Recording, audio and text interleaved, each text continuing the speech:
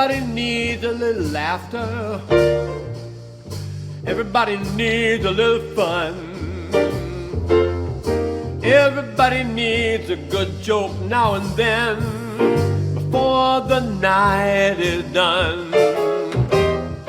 Everybody needs a little chuckle. Life can be so bad.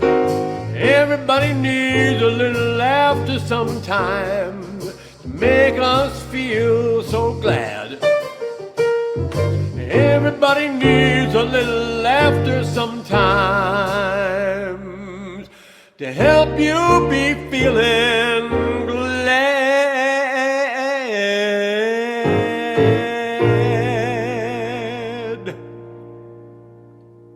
Hello there and welcome to another of our, I don't know, concert or whatever you call this stuff that we do on Thursday afternoon or evening, depending on where your time zone is. I'm glad you're here with us. It's going to be a fun show. We're calling this A Little Laughter, Please, Part 2, and we will hopefully have some stuff that will make you chuckle. I always discover that even when I'm trying to be funny, there are these serious moments, so you'll have to forgive me for the serious moments. I want to, before we go any further, I want to highlight my videographer, who is here week after week after week after week after week after month to make sure that the camera angles are right, to make sure that we're all the cues are right. Sonia, Medema, my daughter-in-law. Say hi to the nice people, Sonia. Hello, everybody. And Sonia and my son Aaron have two children, Charlotte and Henry. Charlotte is 16 now and driving. Yes. And Henry is in 7th grade. Yes, 12 years old. And they are just doing well. So thank you, Sonia, for week after week being here. And we'll move on. So fun. Nice to see everybody. So last week we played with the idea, what would it be like if there were phone calls in the Bible? So we're going to do some of those phone calls. I've got a couple of humorous jokes for you, but we're going to start like this. My daddy was a whistler. Good from his mouth, what good tunes would come. One dark night when I was lost and could not find my way home, all at once there in the silence, a sound came to my ear. I heard my daddy whistling, and I knew that help was near. Whistling in the dark, singing in the rain, holding hope when you got no rhyme or reason, walking in the place angels fear to tread, planting flowers when they're out of season, whistling in the dark, singing in the pouring rain.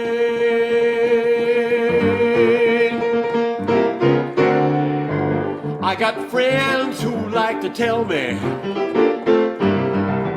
how everything is going wrong. They write books, they make predictions. They say the world as we know it just can't last too long. Sure, I know that we've got troubles we cannot ignore. But I'm not gonna spend my lifetime crying in the corner, lying on the floor. I wanna be whistling in the dark, singing in the rain, holding hope when there's no rhyme or a reason, walking in that place. angels fear to tread, planting flowers when they're out of season, whistling in the dark, singing in the pouring rain.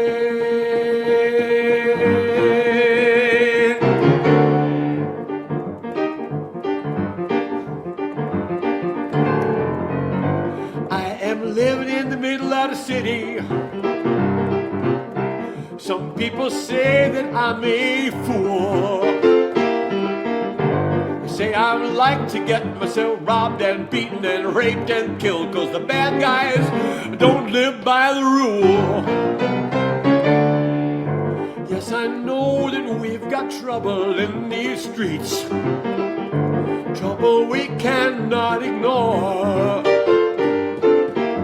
But I'm not gonna spend the best years of my life running from these city streets that I've been longing for.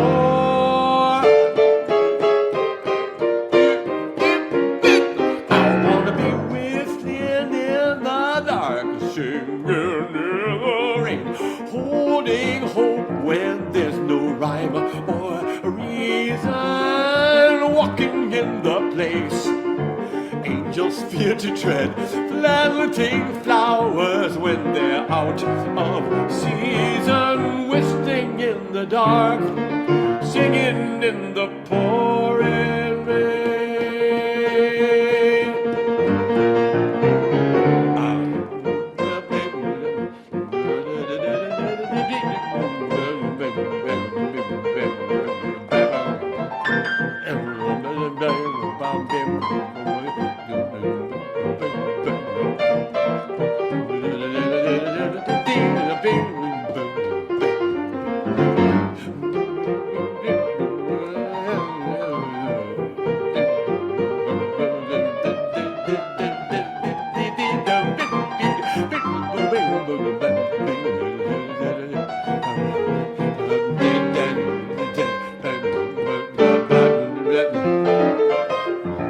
Whistling in the dark, singing in the rain, holding hope when there's no rhyme or reason, walking in that place angels fear to tread, planting flowers when they're out of season, whistling in the dark, singing in the pouring rain, whistling in the dark, singing in the pouring rain, whistling in the dark, singing in the pouring rain.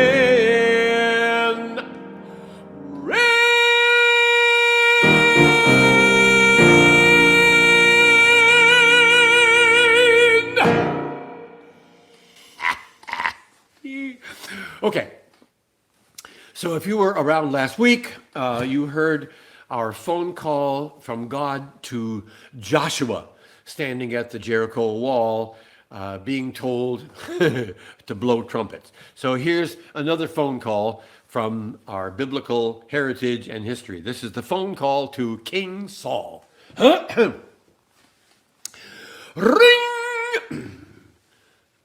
This is the War Office, King Saul himself speaking. Oh, General, thank you so much for returning my call. Now, look, I'd like to have more details about this warrior who's come to take on Goliath.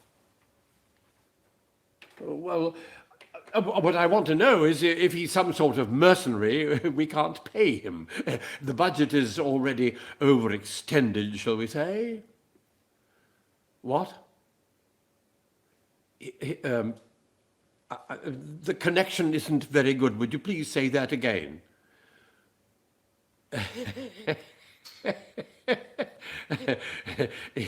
He's a child. 13 years old, 5'7", 110 pounds, soaking wet.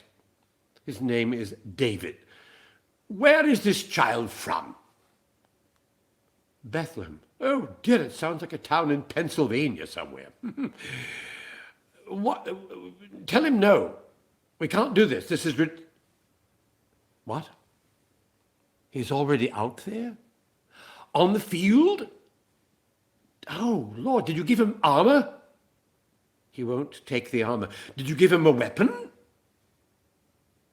He's got his own. What's he got?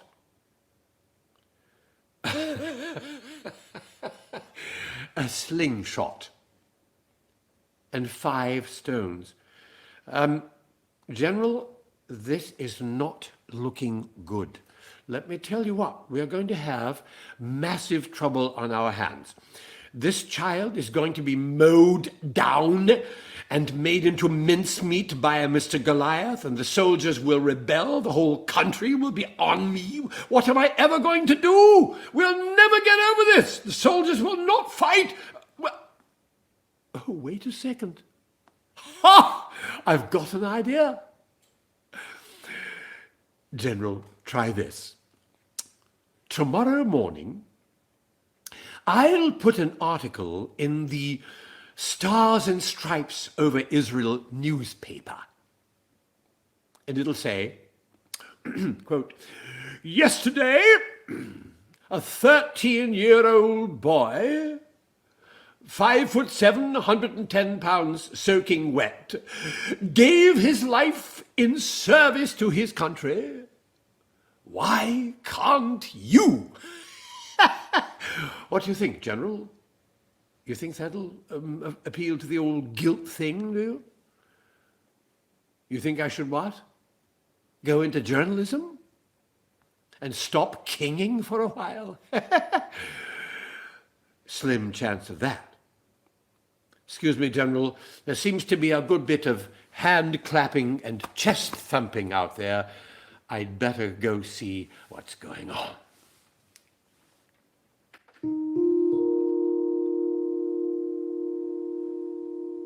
Walking in the sunshine,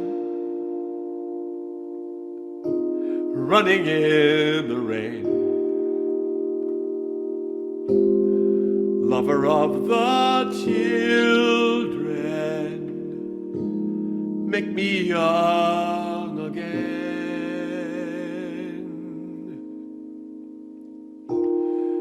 Climbing in the treetops, running down the shore, lover of the children, make me young once more.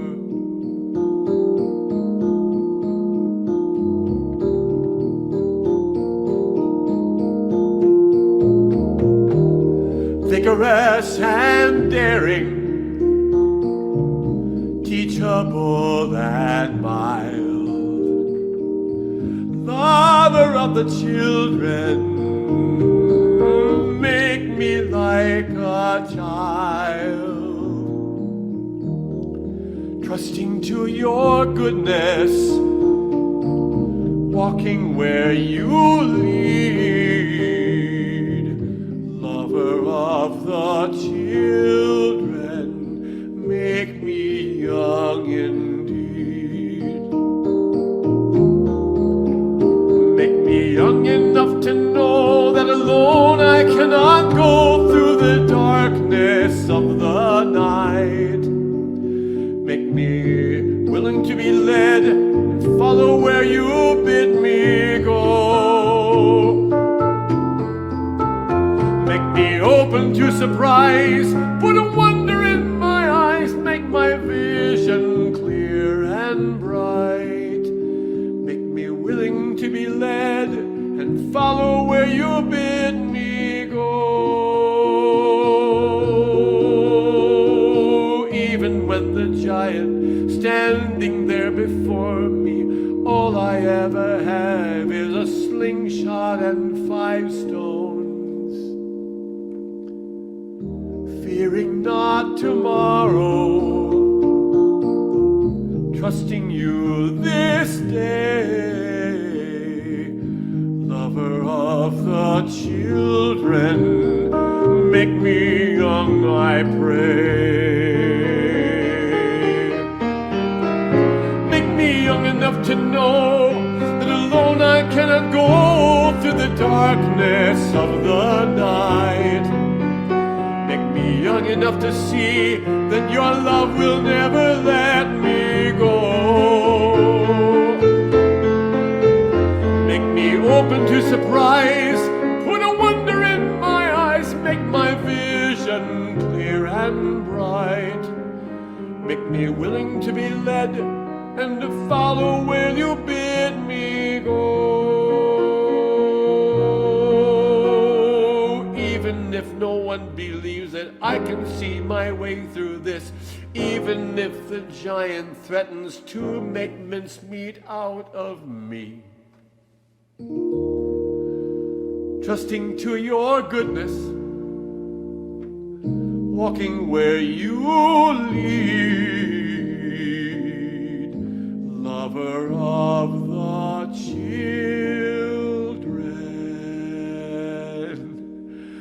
make me young indeed.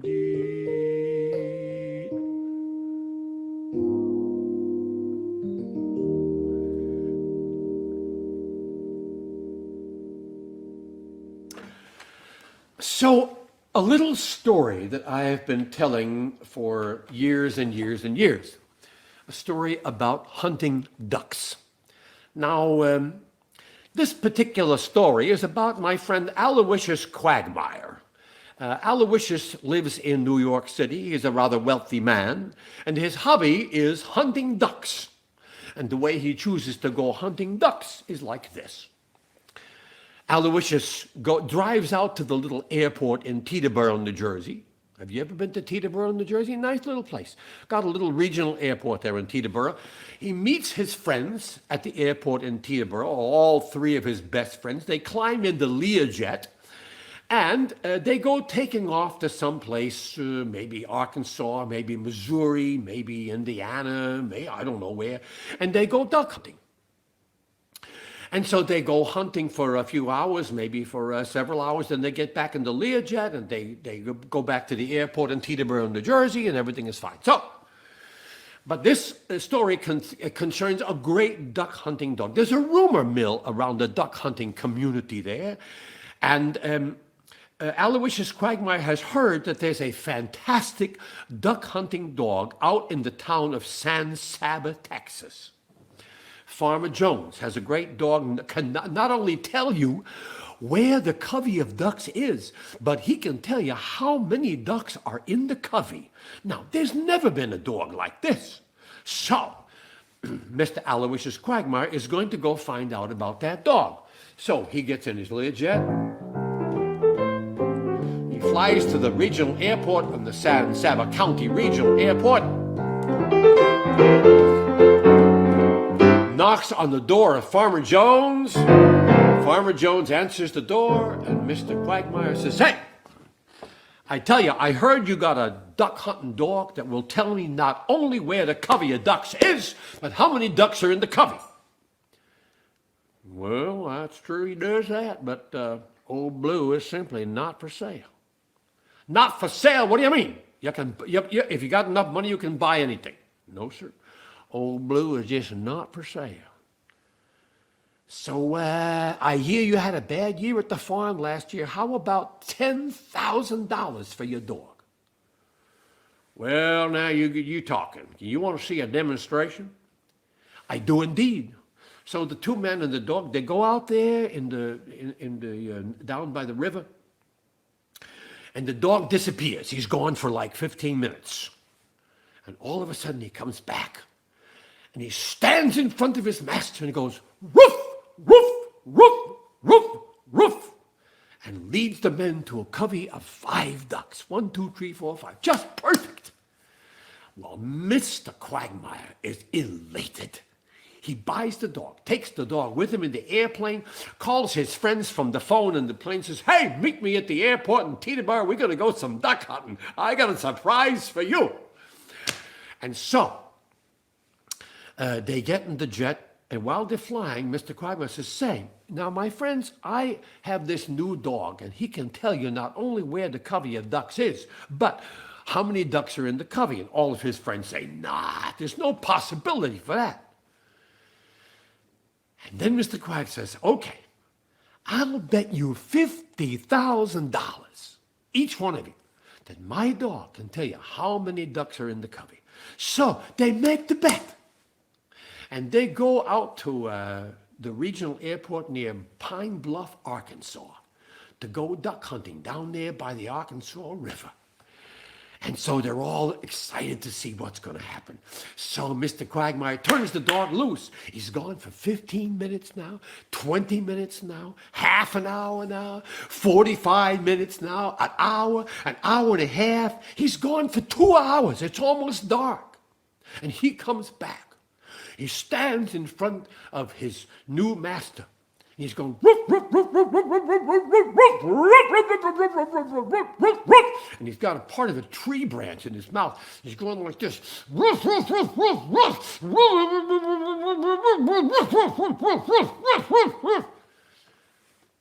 And Mr. Quagmire says, my poor dog is going crazy. I'm sorry. They get back in the plane. Mr. Quagmire has just lost $150,000, and he has a crazy dog. They get back to New York. He sells the dog to the first person who comes along for whatever money he can get out of it. He gets back in his plane. He goes to the San Saba Regional Airport, and he goes to Farmer Jones and knocks on Farmer Jones's door. Farmer Jones answers, yes, sir.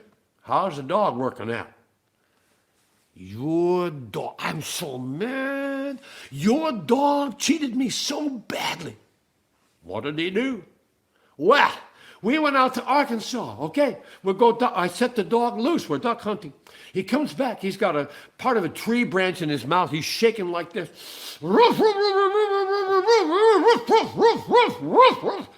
I figured the dog's gone crazy. So we went back in the plane. I lost a lot of money. I sold the dog. Farmer Jones says, well, you shouldn't have done that because old Blue was just trying to say to you, there's more ducks in them woods than you could shake a stick at.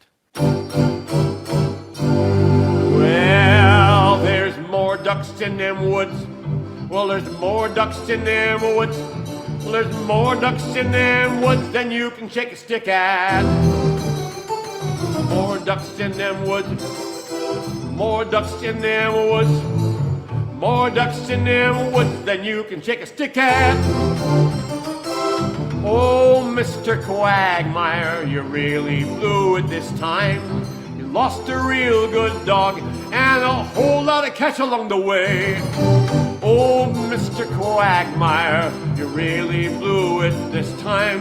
You simply did not understand what someone was trying to say.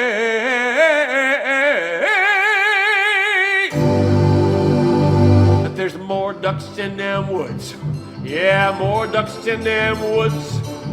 More ducks in them woods than you can shake a stick at.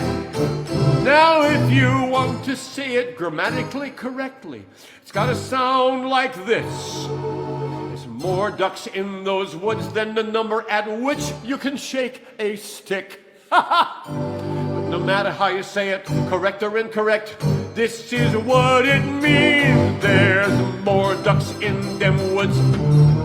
More ducks in them woods. More ducks in them woods, and you can shake a stick at. More ducks in them woods.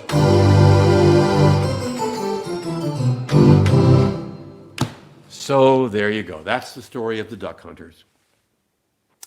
I want to introduce to you a wonderful, wonderful friend. Years and years we worked together at various conferences. Curt Cloninger is an actor par excellence. He is a humorist. He is a storyteller. He is a writer. He is a thinker. He is a sort of by-the-by theologian and just an all-around good guy. Curt, welcome to the show, and I'm so glad you came to be with me. Well, it was easy. It was a commute to my office from my living room. So tell me, we have not been together for a number of years. How are you doing these days? I'm all right. Life has slowed down a whole lot for me. COVID, of course, has slowed things down. My greatest accomplishment over the last 5 months is I'm growing a nice COVID haircut. So my hair is as long as it was in college. I'm working on it. Well, actually, But I'm all right. I had mine cut by my son because it was just getting totally unmanageable. So I figured I might as well let it grow, so I'm just letting it grow. It's almost ponytail length now, so that's fun. If you can manage it, you're a better man than I. Yeah, there you go. So life is going reasonably well. It's it hasn't been easy the last few years for me. We lost a son 4 years ago to a motorcycle accident, which is pretty tough. And my wife Tish, we're going on 36 years, and she's had a Parkinson's diagnosis for about 8, I guess. And the last 2 have been very interesting because she's got Parkinson's dementia. So every day is an exciting new adventure. I wake her up every morning.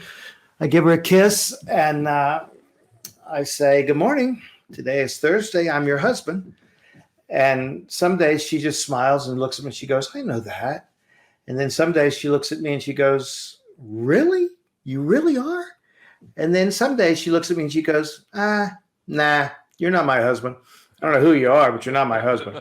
So I never know what I'm going to get. It's the roll of the dice every morning. So it makes for an adventure. But we're doing fine. We got great friends and great support. So with all of this kind of coming around you, the slowing down of your work, having lost a son, and the grieving process goes on still. Oh yeah. And Tish being in the shape she is, do you find time for laughter? Oh gosh, yeah. I mean, if I didn't, I would be in serious trouble. Yeah. I've got several friends who, one of them especially, he can make me laugh, just by looking at me, and that helps. I love to read funny stuff. I love to watch funny movies. I surround myself with encouraging, funny people. So I do laugh a lot still. And that's the whole reason that we decided to do a couple of shows on humor. We some of the recent shows that we've done we did 2 shows on depression. Yeah, well, there you go. we did a show on taking courage, and we just said, you know what, we really do need some laughter, really do need some levity in these crazy times. If you can't laugh, I don't know where you escape. And I know that I have loved for years. I have sat and listened to the scenes that you have done, the stories that you have told at these youth workers conventions and other places. And you've always had me captivated because you are an actor for blind people, because what you do with your voice is magical. And it's a lot of what some people do with their faces, you manage to do with your voice. And so I've always found your stuff just particularly moving and just right for me. So I want to ask you if you're willing to do one of those wonderful scenes. Tell us what you're doing, and let's go for it. I'm going to sit back and listen.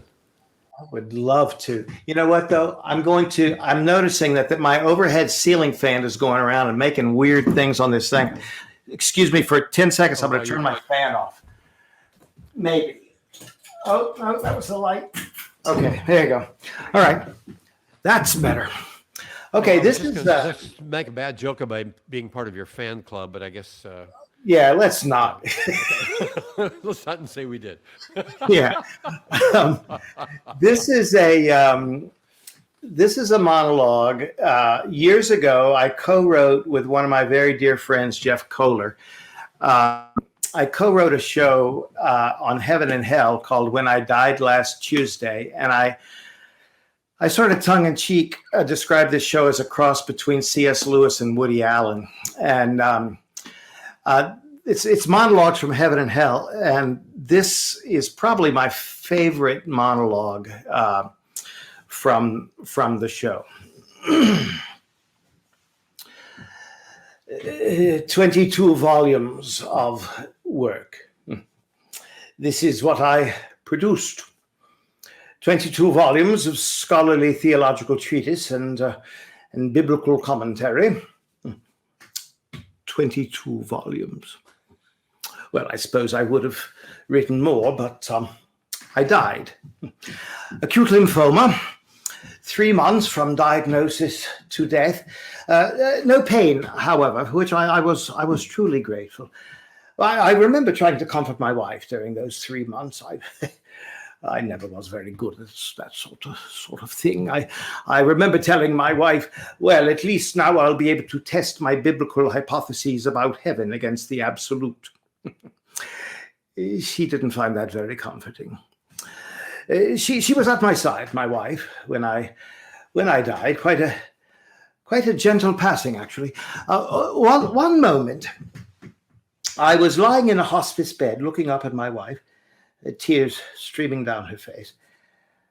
And the next moment, strangely enough, I found myself completely well, standing, and looking at a row of books. Well, I sort of looked around. I realized I was surrounded by thousands, millions of books.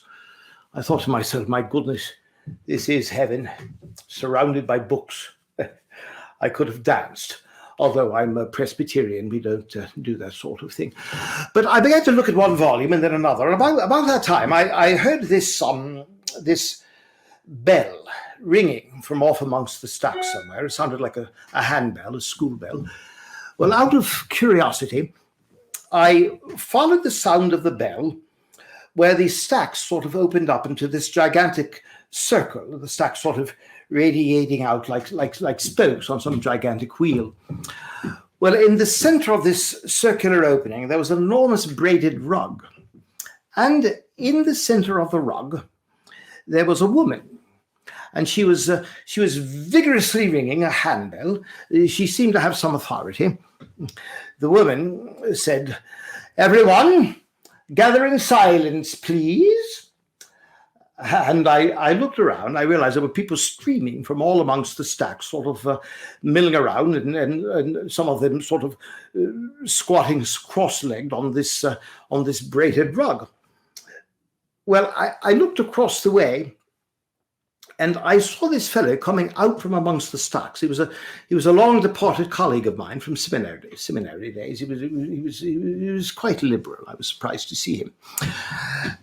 And then I looked, and I saw coming out from other stacks some other departed colleagues. And then, coming out from one of the stacks of books, I saw this fellow who bore a remarkable resemblance to a picture of John Calvin.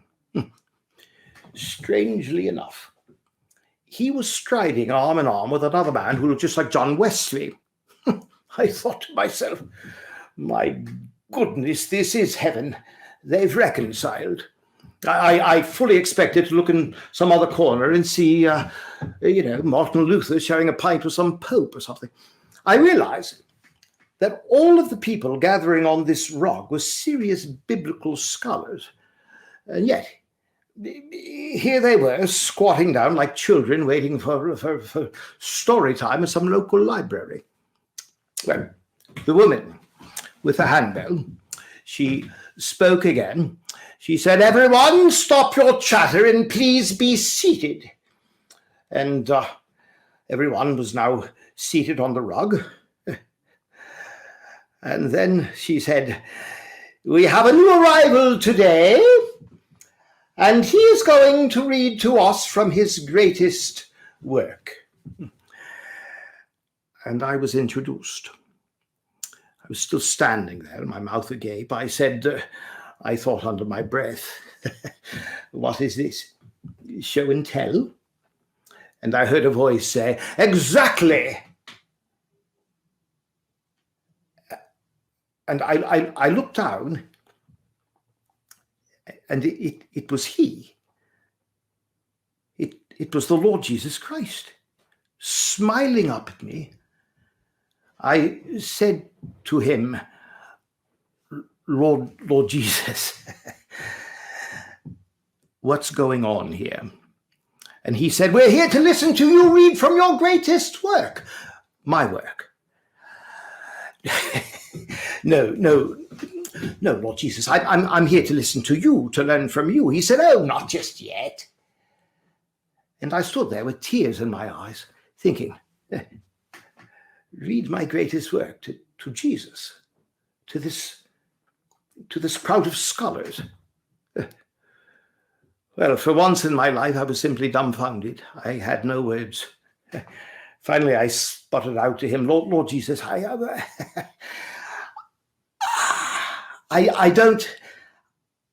don't know which work to choose. Please, you must choose the volume for me. And his head fell back, and he left this infectious laugh. And he turned to the woman with a handbell. He said, Mabel, ask that the work of this fella be passed forward. And the woman with a handbell, Mabel, she turned to a fella behind her, he to a fella behind him, all the way to the back of the room. And I stood there trying to think to myself, my goodness, my greatest work. What could it possibly be? Well, my commentary on Leviticus was especially strong. No, of course. My comparative analysis of the Essenes during the intertestamental period. Yes, that was sterling. It went to 2 printings. And finally, the work began to be passed hand over hand, like a toy boat being pushed by a wave. It was handed to the woman with a handbell, Mabel. She handed it to Jesus, and he handed it to me. And it was a single sheet of paper. A scrawl of my handwriting, barely legible, a corner missing, coffee stains dotted across it. And I said to Jesus, what is it? Is this some sort of a joke? And he just smiled up at me. And I wadded up the paper and I threw it at his feet. I said, I am not going to read this. What? This is heaven? Humiliation? The crowd gasped. And Jesus handed me the paper, which he had carefully flattened out again. And he said, oh, no, not humiliation. You wrote this yourself, remember? Please read it to us. And the crowd murmured, yes. And I stood there in my shame, in my anger, in pity for myself, feeling so all alone. And I surrendered yet again. In my hand, I held a poem which I had written for my 2 daughters. Early one morning, they timidly knocked on the door of my study where I had spent an entire night working on yet another book. And when I opened my study door, my littlest, Beth, she looked up at me. She said, Papa, would you please write for us a poem which we may take with us to Sunday school? And, well, this is what I wrote. Jesus never forgets me. I'm never out of sight. He sees me playing in the day. and watches through the night. Jesus never forgets me. He always hears my prayer. Alone in a crowd, still aloud, I have his listening ear. Jesus never forgets me. I'll never be alone. His word will always guide my way until he calls me home. And Jesus Christ, the Lord of the universe, maker of heaven and earth, stood up and he solemnly shook my hand. And I thought of all the years of study, of work, of tedium. And I said to him, Lord Jesus, was it all just a waste then? And he said, did it help you? Did it help others get closer to me? I hoped it did. I said, good, he said. Did you enjoy it? I loved every moment of it. I said, good, he said. But did you begin to love it more than me?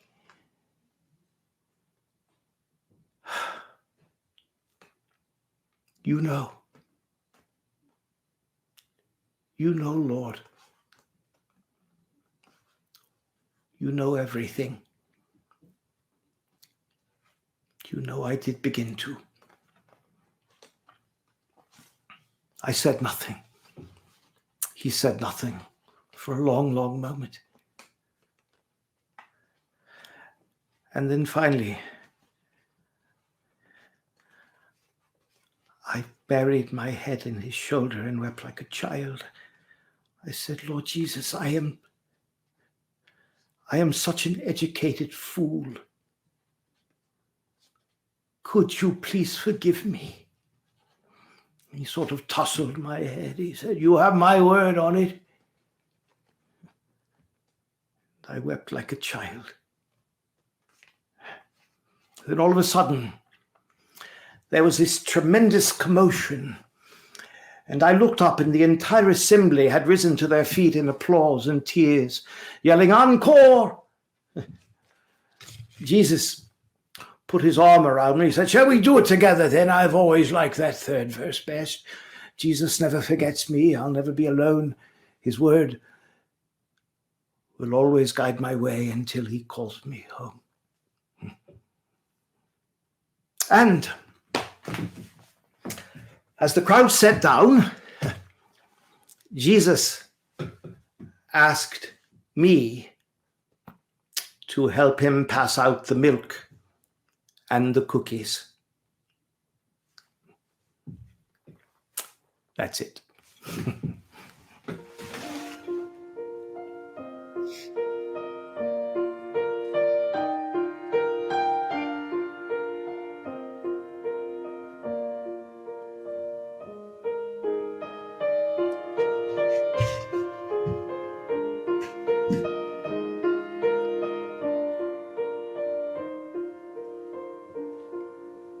Very best thing I know,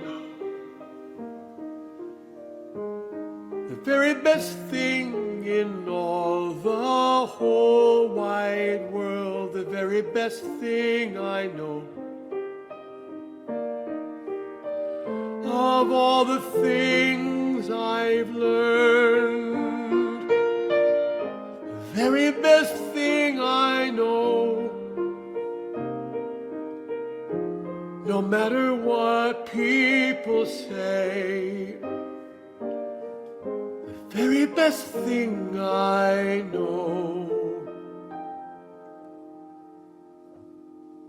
is that I am loved.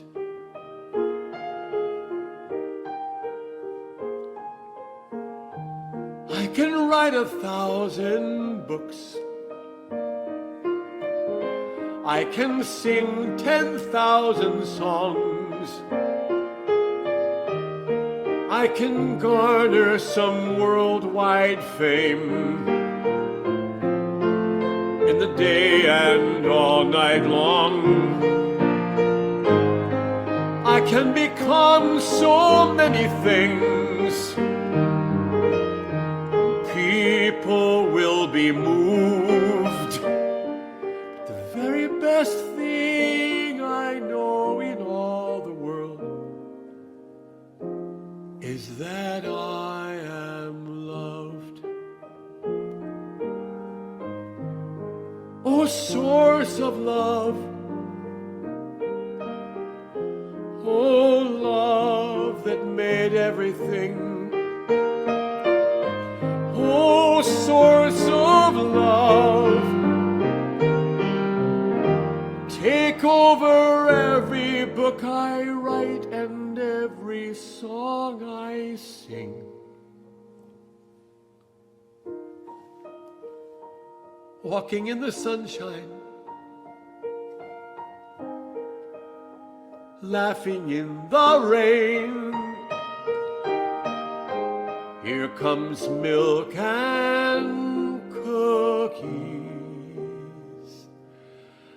Make me young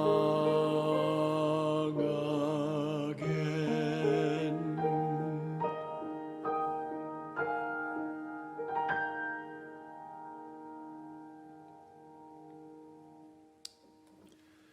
Well, Curt Cloninger, you captured me again. It was like I'd never heard it before, and I've heard it a number of times, and you captured me again. Thank you, thank you, thank you. My pleasure. That's one of my absolute favorite monologues to perform. I can see why, and it's one of my favorite to listen to. We will be together again. It is truly an honor to have you on the show, and I look forward to our next time being together. I'm game. Thank you, my friend. Thank you so, so much.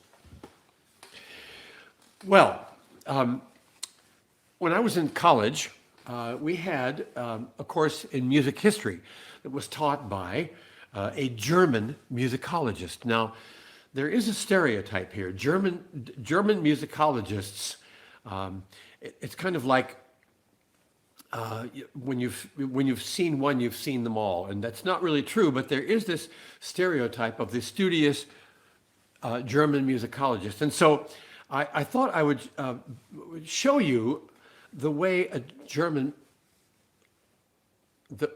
musicologist would attack the research on the history of the nursery rhyme.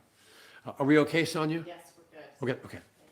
So I thought I would tell you how a German musicologist would look at the history of the nursery rhyme, and we're going to consider the nursery rhyme, Mary Had a Little Lamb. And here's the way the musicologist might do it. Good evening now. I have now also come to show you a little bit of the history of the nursery rhyme. And we are going to use the nursery rhyme called Mary Had a Little Lamb.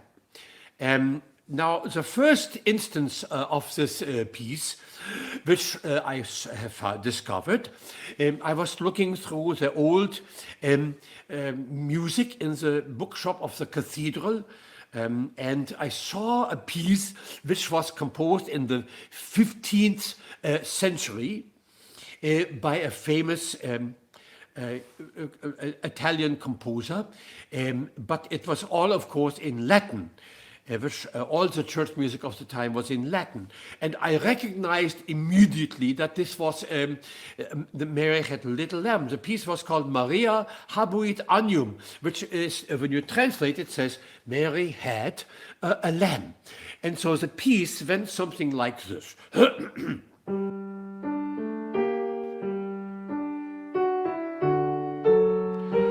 Maria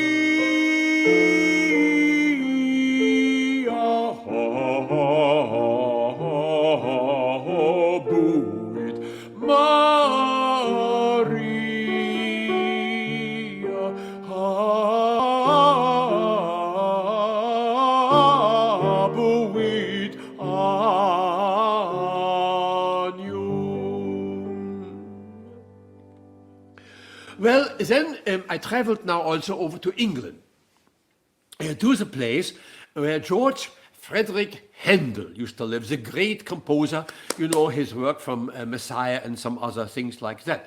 So, the great composer Handel, and I found the house where Handel used to live. It has now been turned into a pub, and they called it the Handel Bar. All right, okay. But I was looking through the old stacks of stuff in the basement of this house turned bar. Yeah, and I found this piece which Handel wrote when he was a young boy, perhaps only maybe 10 or 11 years old. It was called A Little Lamb Had Mary. And it was Mary Had a Little Lamb. So I thought I would perform this piece for you now. It goes like this.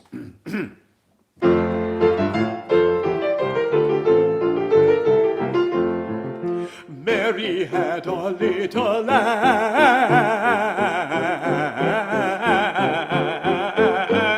Its fleece was white as snow.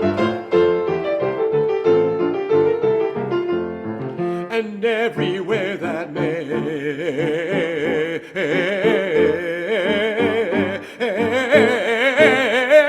went, the lamb was sure to go.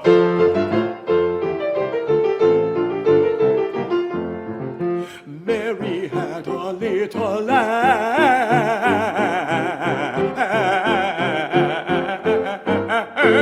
Its fleece was white as snow.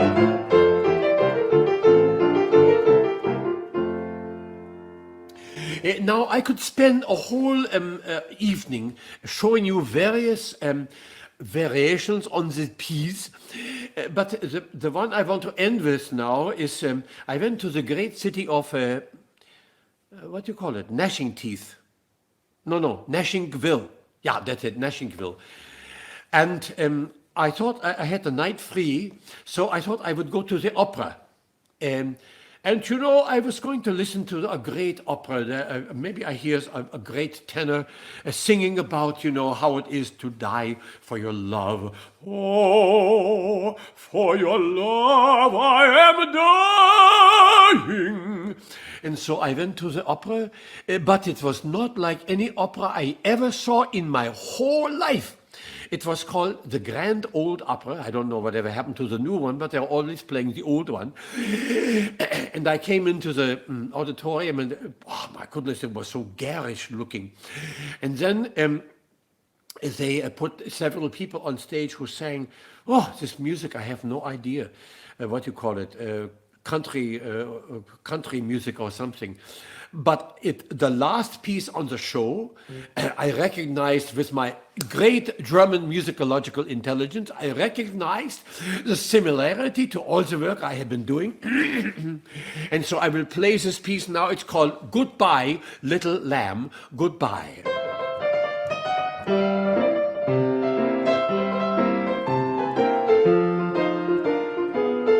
Well, now goodbye, little lamb, goodbye. Oh, goodbye, little lamb, oh, goodbye. Oh, don't go away, man, 'cause life ain't so bad. Oh, goodbye, little lamb, oh, goodbye.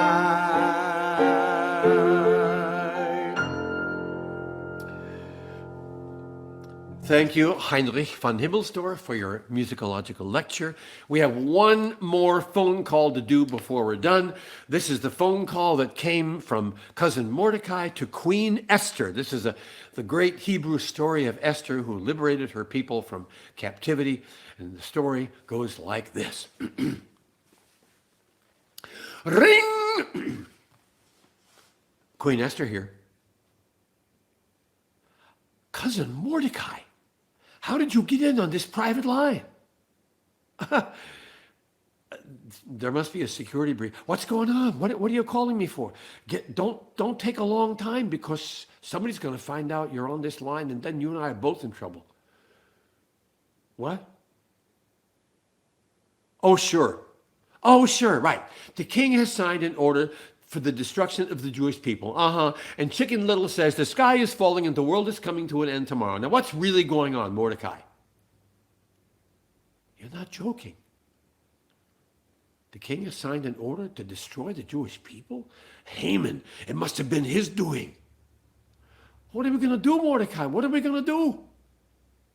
No, I can't go before the king. You know that. Nobody can go before the king even the queen, without an invitation. Do it anyway. What if I lose my head? What good? You got to take the risk. You got to try. Okay, so what am I going to do? Ask him to dinner? Oh, ask the king to dinner. Yeah, get him all fed and wined and dined on steak and red wine, and then, Mordecai, you're brilliant. What shall I wear? The little black number? Yeah, you think?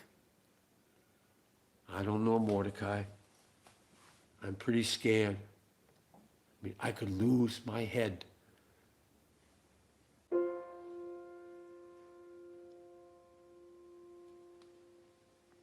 What have I come to now? How could I ever know everything's crashing down on me? And I wish I could stop the show. I didn't ask for this. It's more than I bargained for. Everything's moving much too fast, and I don't think I can take much more. I always wanted to stand for the things I believed.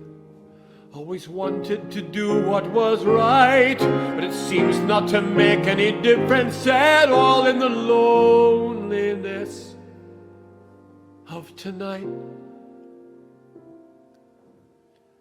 Where do I go from here? Can I turn back somehow? Is my conviction worth the price if nothing is gained by my sacrifice? Am I a fool who just won't think twice? And what have I come to now?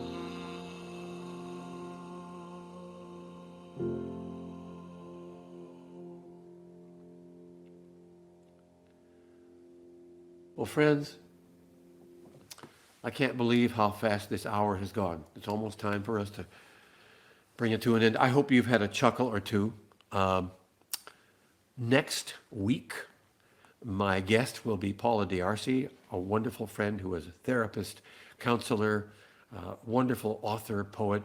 We're calling the concert Drink Before You Get Thirsty. I want to say again, if you would like to donate to our work, we'd love to have you do that. You can go to our website, kenmedema.com, and make a donation to Interlude. Interlude Retreats Corporation is the nonprofit that is keeping us going, sponsoring all these concerts. We sponsor conferences and retreats, all kinds of things. Interlude is sponsoring these concerts, and we really need your help. People have been very generous, but we need your help to be able to make it past the end of the year. So if you are willing to donate, we more than gladly receive your donation. Go to my website, kenmedema.com. There's all kinds of fun stuff to look at there, CDs to download, all kinds of music to look at, and we're really madly working to get a new website up and going. You'll be able to download all of our choral music. There's a lot of stuff going on. But I want to bring this to an end like this. Is your phone ringing? Is your phone ringing? Now old Joshua, you remember him? He never thought of himself standing before that Jericho wall, blowing the trumpet of truth until the wall came a-crashing down, but his phone was ringing. You remember old Moses, He never thought of himself as leading the liberation movement that would free his people from slavery in Egypt, but his phone was ringing. Oh, Queen Esther. She never thought of herself as having to go before the king and risk her life to save her people, but her phone was ringing. Now, Martin Luther King never thought of himself as leading the liberation movement to change the plight of black and brown people in this country, but his phone was ringing. Mother Teresa never thought of herself as caring for the dying and giving them place to die in peace, but her phone was ringing. Okay, we don't need no big heroes. Look at my mama, shy and retiring woman. She never thought of herself as working in her hometown to change the education situation for blind kids, but her phone started ringing. What about you? And what about me? Where is the wall before which you should stand and blow the trumpet of truth? Who are the people that need your help in liberation? Who are the people who need your attention?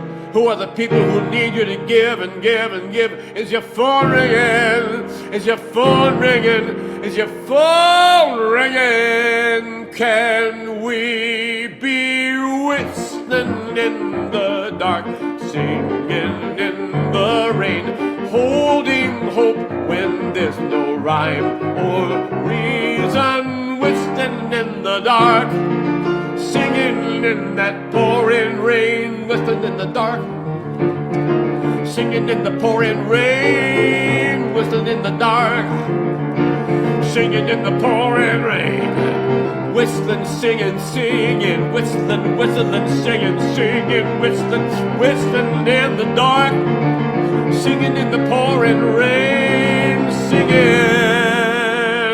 singing in the pouring rain.